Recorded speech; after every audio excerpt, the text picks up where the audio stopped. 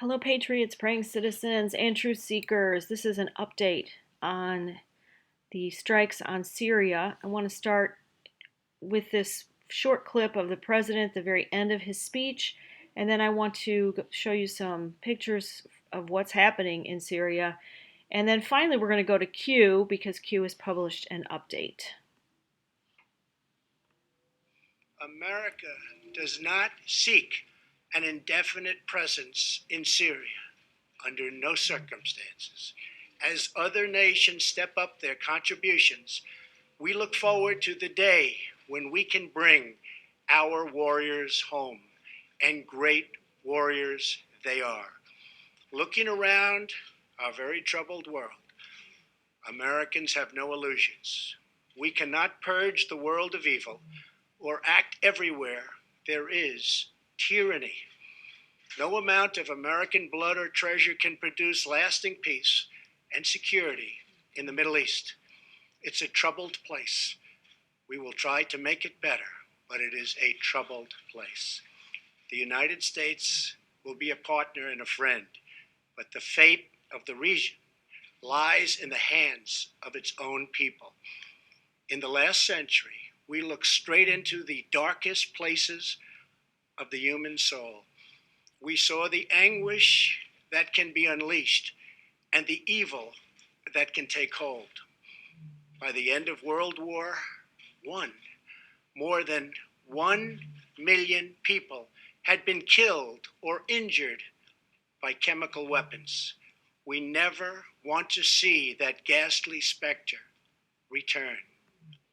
Okay, so that is what prompted President Trump to decide to strike. Is there surgical strikes to take out anything that has to do with chemical weapons research, etc.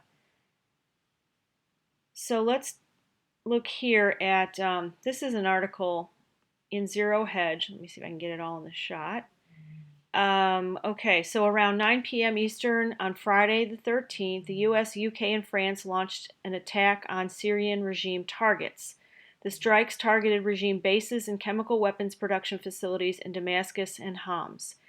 The strike consisted of 3 waves of attacks and are now complete. Russia was not pre-notified about tonight's kinetic activity.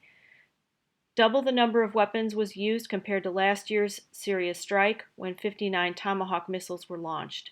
Regime and Russia condemn what they call a flagrant violation, but have not retaliated so far. Now here are some pictures. This is from the Gateway Pundit. Syrian state television reported 13 Tomahawk missiles were shot down over Damascus. Let's see what this is. Here is a new air defense missile just fired.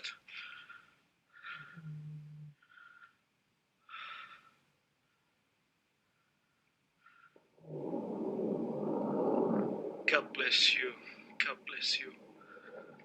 Like those American bastards. Holy shit.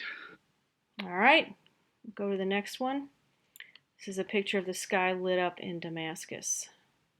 And finally, the next one. A photo of a missile in Syria heading to intercept the American missile. Let's go to Q. This was posted a couple hours ago. It says, trust POTUS, Sparrow red, missiles only, intel good, Q. And I believe he means that the intelligence that they received about the chemical attacks by Assad was good. They believed it, and therefore the missile strikes this evening. One more thing I want to show you is this here. So there is, I don't know what Sparrow Red is, but there's a movie that was released earlier this year, an American spy thriller film based on the 2013 novel of the same name by Jason Matthews.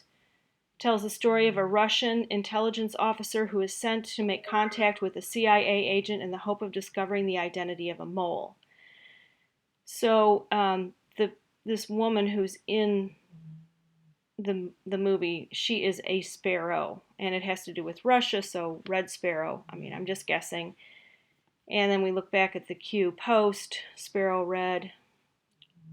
Again, I don't know, but that was what I found when I just did a search.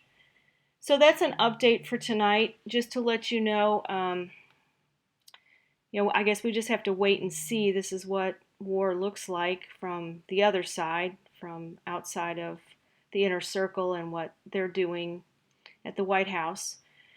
So we just pray for our president again. We pray for wisdom, discernment.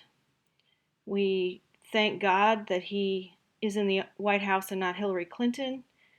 And we just will trust the president at this point. But even more, we trust God. And we trust no man, but we trust God. So thank you all, and I hope you have a great night.